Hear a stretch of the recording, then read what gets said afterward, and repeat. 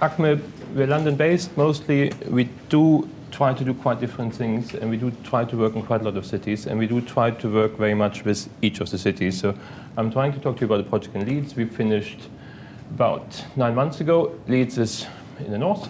Leeds was kind of small until the Industrial Revolution, so that's 1821. It's pretty tiny. It kind of grew enormously, and that's mostly based on wool manufacture and cloth weaving and production of material for several rows. It then got through the 19th century, and it kind of is a bit emptier now than it was in the past. And that's when we got there. So it's quite interesting how Leeds kind of empties out in the city centre as time goes by.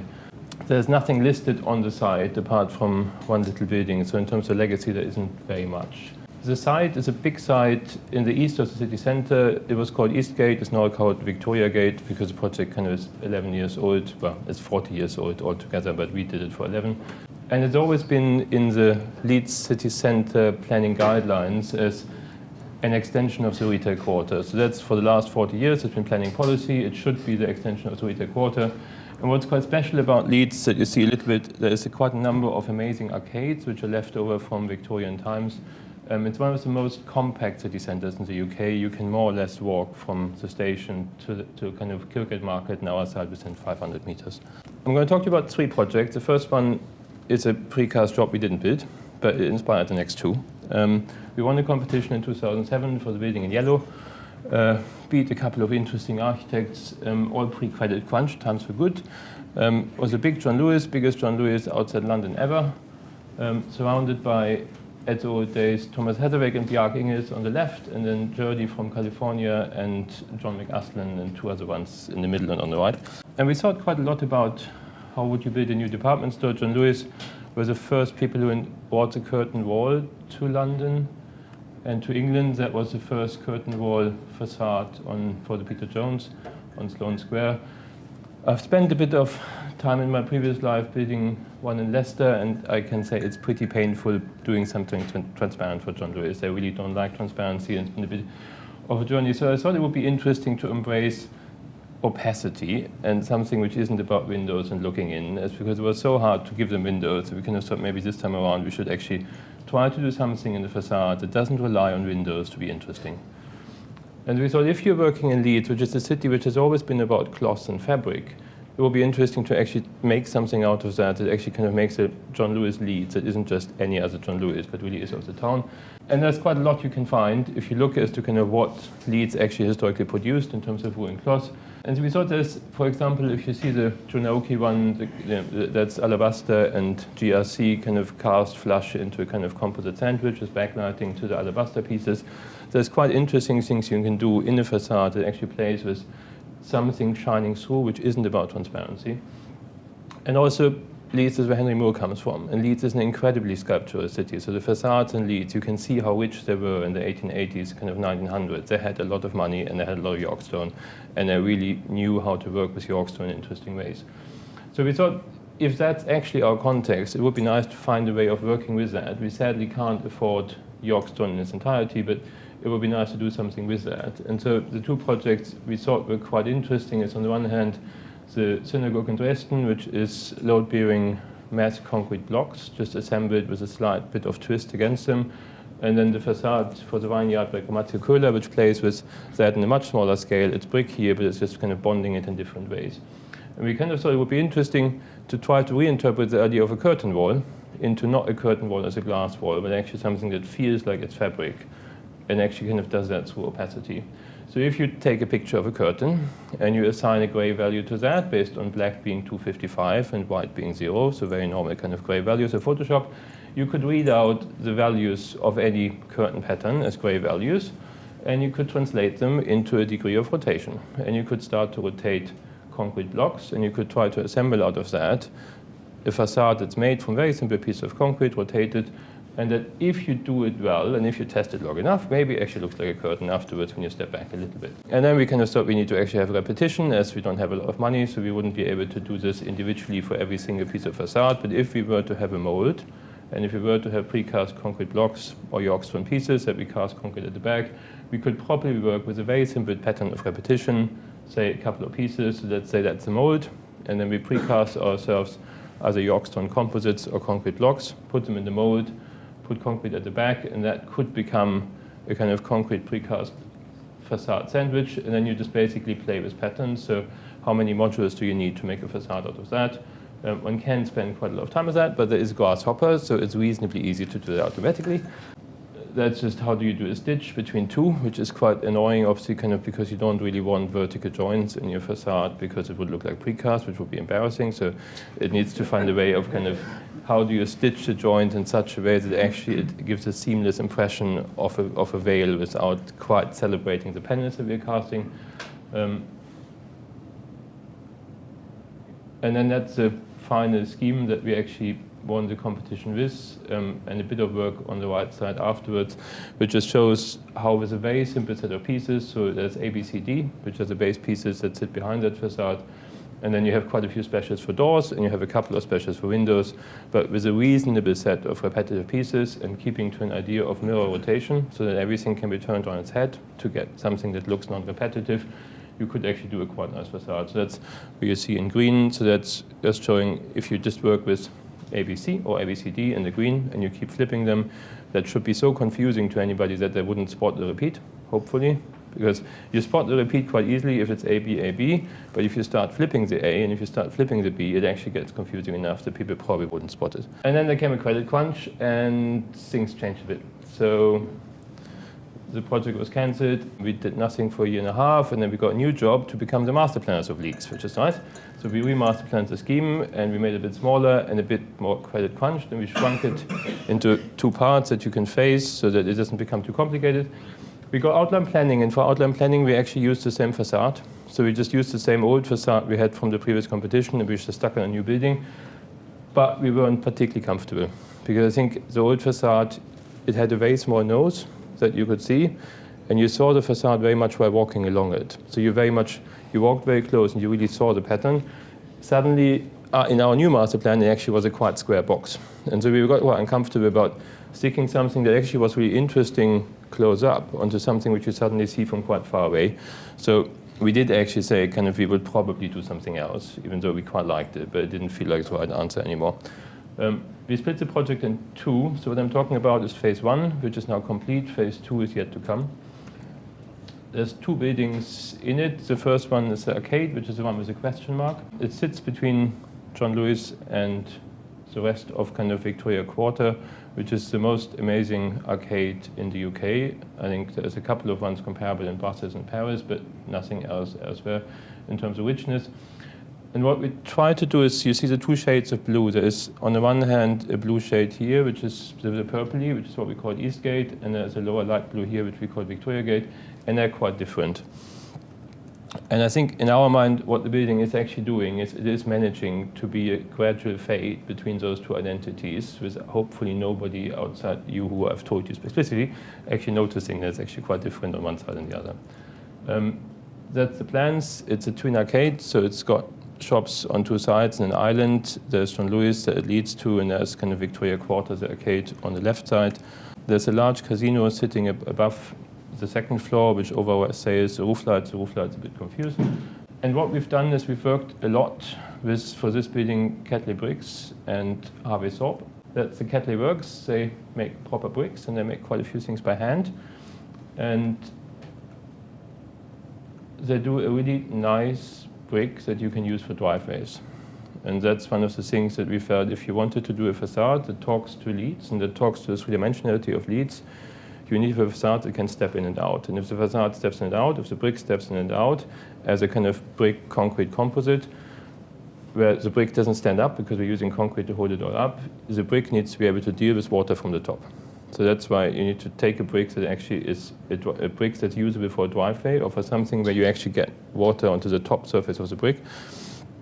That's the panels, and that's basically between Harvey Thorpe and us a very intense set of collaboration exercises to try to get a precast concrete facade to work with a brick face that is based on a very simple set of molds. So what you see here is about 6 overall molds, from a very narrow one to a wider one, that are repeated across the whole facade, that are sometimes varied a little bit for height, but that basically allow Harvey to have one set of really exquisite molds that are used as often as possible. That was our drawings coming out of that, and that's Thorpe's drawings that came in response. they're setting out, and then the concrete yard, the very first pieces that we've tried to make with that. The way the brick looks when you put it face down into the mold. And then what's quite nice if you precast things, and if you work with concrete precast, you can actually point your brick on off-site, which is quite beautiful because it's a not easy brick to point. And you can quality check it in the yard that close to you, rather than kind of 15 meters up on a scaffolding, which means the quality of the saw pen is pretty amazing. The other thing that I've learned in the process is that actually if you talk to concrete people, they're mostly carpenters because they spend all their time building formwork. So it's actually kind of, they're really good at timber. The main project I want to talk to you about is the John Lewis building at the end. The John Lewis building was driven by 3 different parts. It's a building from leads. So how do you find ways of bringing leads into that building in terms of making it feel like it is a bit related to fabric and terracotta? And that's what we felt at the time, kind of the 3 things that are quite specific to leads. It has a very strong fabric history. It has incredibly 3-dimensional facades, and has quite nice examples of Bourmanteau faience terracotta inside and outside. Quite often, when you look at them, they look a little bit like the Trocadero in London, which you've probably walked past quite a number of times. If you look carefully at Trocadero, that's Bourmanteau faience. The product was called Marmo, so it's a competitor to precast. It was a competitor to stone because they're basically trying to replicate in terracotta what you would otherwise buy in York stone. And what we were interested in is the amount of repetition you could get out of that and the amount of kind of 3-dimensionality you can get out of that. Bourmanteau faience went bankrupt 1910, so they're not really competition anymore. But what's interesting in that is the thinking that went into pre-manufacturing pieces to achieve complexity on site that otherwise you wouldn't have been able to achieve. So that's a couple of other ones, which are all Bourmanteau faience. The second thing, I think we were very heavily leaned upon by John Lewis, not to make it too exciting and not to make it look too expensive, but to make it look quite timeless and quite sturdy and value for money and never knowingly undersold. So it's interesting how a building is perceived to be part of the brand language, and so you can't do things in the building that actually go against the brand. It has to kind of find a happy balance with what John Lewis actually wants to be about. And then I think based on quite a few lessons from Leicester and elsewhere, we've decided that we need to try to be honest. Because if you try to teach John Lewis how to show something off, they just film it off after a year. You know, if you give them windows where they didn't want them, they will film them off. You know, it doesn't matter what the architect says. They've signed a 140-year lease. They can do quite a few things after we've left. So we've worked very hard to try to make a building that really does work from inside out. If they said they wanted a window, we gave them a window. If they didn't say they wanted a window, we tried to use concrete and architecture to actually make something else out of that. That's what they actually wanted. That's the function in the building, and that's the transparency that comes out of that. So transparency is light blue. Basically what you see is they wanted a bit of glass on the ground floor and a little bit of glass on the top, and then a couple of windows in the middle towards 2 sides. Everything else, as said, could be blind as far as they're concerned. So what we try to do is to say we would like to give you shop windows because that's quite normal, and shop windows probably should be rectangular because if you give them each shop window costs £3,000 to fit out every season, so if you make it too complicated, they stop fitting them out and just put a washing machine. So you need to make it reasonably easy, so you actually make an effort. And then what we thought is interesting is if you look at Oxford Street Selfridges, which is the middle image on the right side, nobody ever notices that all the windows are filmed off. Everything above ground floor is filmed off. Because the facade is so 3-dimensional, the columns of Selfridges are so 3-dimensional that every tourist happily takes photos of it, even though they're taking a photo of a blind building. It's quite weird. And that's because there is enough sculptural expression in the facade to not rely on transparency. So we thought it would be interesting to try to find another way of doing that, to try to be 3-dimensional enough that windows can happen if they should happen, but windows don't need to happen. So we said it would be nice if it's a diagrid, and the diagrid starts from the pilasters of the ground floor, and it starts to slowly lean. Ideally becomes horizontal at the top. Didn't quite make it at the top, it's fully horizontal. And if you wanted really transparent, that's the maximum transparency the diagrid could give you. So that's very simple concrete ribs, and that's the minimum concrete rib we would need to actually hold the building up. If you don't want quite so much transparency, which we knew they didn't, you could actually put infills in. And the infills could be interesting ways of working with concrete as acid-etched concrete in a sculptural way with a depth of up to 360 millimeters to just give you light and shadow. And you could actually put direct decorative infills into that, so it doesn't just have to be concrete. It could be sometimes a bit of terracotta, or we could make the concrete decorative. So that ultimately it's a killer part. For John Lewis, for 2 years, it basically was a live conversation. You know, they could change their mind. We weren't too unhappy because as long as you stick to Diagrid, you could have a bit more of one or you could have a bit more of the other. That was the views about 3 years ago of how the building looked like from the arcade. So this is one of the most transparent parts of the building. And that's one of the most opaque parts of the building, which to us actually was the most important corner because that's the corner you see when you drive into Leeds. But to them, it was the least important one because it was next to the back and it wasn't where the people are. And therefore, kind of they said, well, no windows is fine. We then decided to put the fire escape onto the corners, so at least we got some windows because they didn't care what we do with the fire escape. So we could just basically make a nicer fire escape and glaze it all. And that's, at the time, our concrete decorative infills that we wanted to do got a little bit too complicated. And then John Lewis said they're not into birds and bees. And so we had to stop having birds and bees. So it became a slightly more geometric one because they were scared of anything decorative or figurative because they didn't understand how you would explain it to a customer where you have birds or bees or owls, as the case might be in Leeds on your building. It's a very simple set of plans. It's a 5-story plus rooftop plus 2 basements, so 8-story department store, so the first more than 4-story department store since the war. A set of elevations showing the maximum amount of transparency towards the arcade sitting here, and then fire escape on the corner, generally a bit more opacity. And the way we've worked with Techrete, so the 2 projects are separate contractors, the Sorb for the arcade and Techrete for the John Lewis. Everybody was quite worried about staining and long-time aging and weathering. So what we said is we would like the Diagrid to be powerful, but we don't want the Diagrid to shout. So what we would like to do is to actually polish the Diagrid and acid-etch the infills. So the Diagrid that you see there is polished with it's a Balilask sand, and it's a quite whitish kind of marble aggregate. And then everything else is a reasonably kind of middle-of-the-road acid-etch that just kind of shows a little bit more of the sand, so you get a quite consistent finish between them, but you get a lot of light and shadow from them. That's inspecting the first samples. We did quite a lot of samples of that scale in the Techrete yard to try to get that color right between the main Diagrid and the main ribs and the infill. And the way it works is basically Techrete polish the ribs on a flatbed polisher. So you first polish one side, then you flip it, polish the other side with reinforcement sticking out. Once you've polished it, you put it back in the mold and you cast with the rest of the panel around it. So afterwards, it becomes an integral panel. The maximum panels were 20 tons, but generally we try to stick to 12 tons because tower cranes being tower cranes, and so you want to make sure that works reasonably well. That's a full-size panel, so it's one of the first full-size ones. And we, as you see, we have actually managed to have no vertical joints. So every facade has inclined joints that follow the main rib because you can hide ribs incredibly well if they're not straight, because if you look up a building, your eye is straight. And if the joint isn't straight, you don't see it. And well, nobody sees horizontal joints because we're not very tall. So if it's a 5-story building and it's 3-dimensional enough, you won't see the horizontal joints. So that works really well. The other thing we have learned painfully that we need to always ask for dusted joints, because if you don't say dusted joint in your spec, you get nasty silicone. So we shall from now on forever in life always say dusted joints. It doesn't cost that much, but if you haven't said in your spec, then Techrete or Sorb or whoever will charge the main contractor £50,000 more to have dusted joints.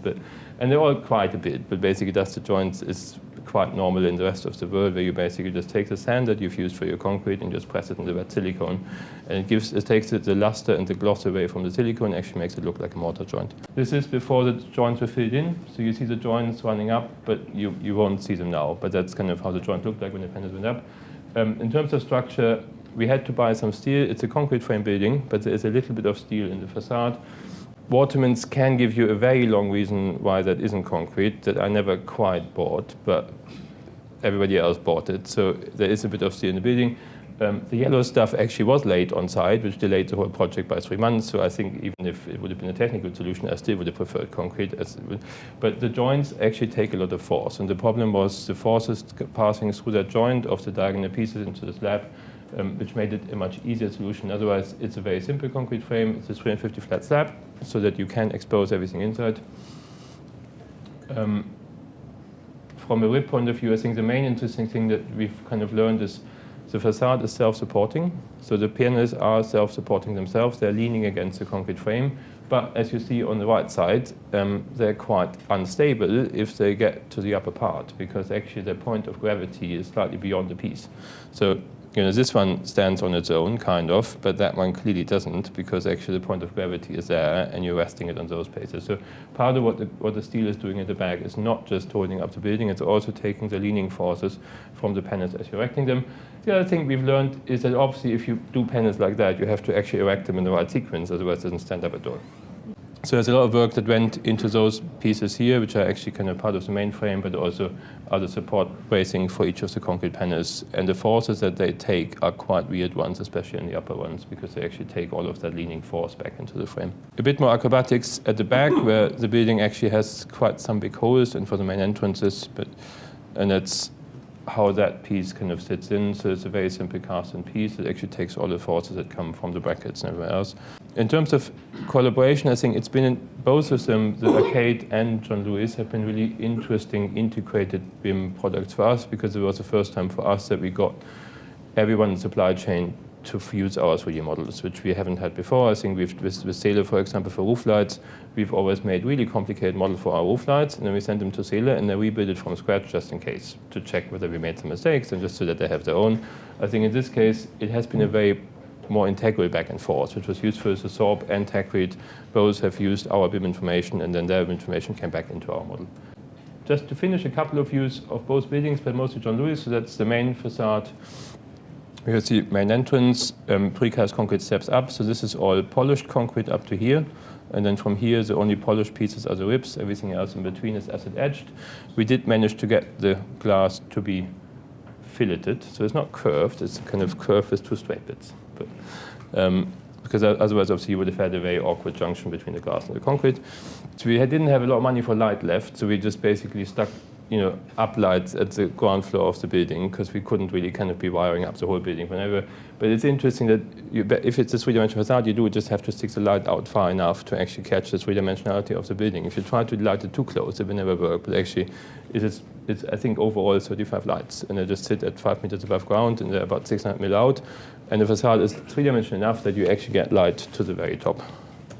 View up, obviously, we've cheated on the corners. It's the only place where we do have vertical joints, because as the facade goes around the corner, we couldn't afford the cast curve panels. So that's the only point where joints aren't straight. But you see in those ones here, the joint is pretty much gone. Yeah, so these bits are the ones where terracotta will come one day. So it's one of the most opaque parts of the facade on the north facade. And it's interesting, even there's a bit of cheating sometimes going on, obviously, because the sun actually, at some certain days in the summer, actually even kind of seems to come from the north. But even the north facade has an incredible amount of shadow and light, because the shadow you're getting from an acid-etched surface at 360 in is pretty impressive. So it does actually look really three-dimensional, even though it isn't that. And what we've done here is, what you see is the rib is actually coming out 300. And then as you go in, the panels kind of, so the first pitch is like that, and then the pitches get slightly kind of sideways, and they get slightly smaller. So the overall panel has a little bit of a curve if you were to kind of over it. So that's why, rather than just doing the same, because if you do the same, it just feels quite boring, because the facade becomes a kind of repetitive wash. We're very proud of our plant screen. So we've managed to get the plant off the roof into the building. So there's a plant stack at the back, air handling unit for each floor. And we found a builder in Yorkshire who did the plant screen that looks like the rest of the concrete. So that's the most transparent part to Eastgate, view from inside. So they have actually kept some of the concrete exposed, which we're very happy with, because they normally just buy plasterboard. And then view from the inside of the arcade. And a view of terracotta.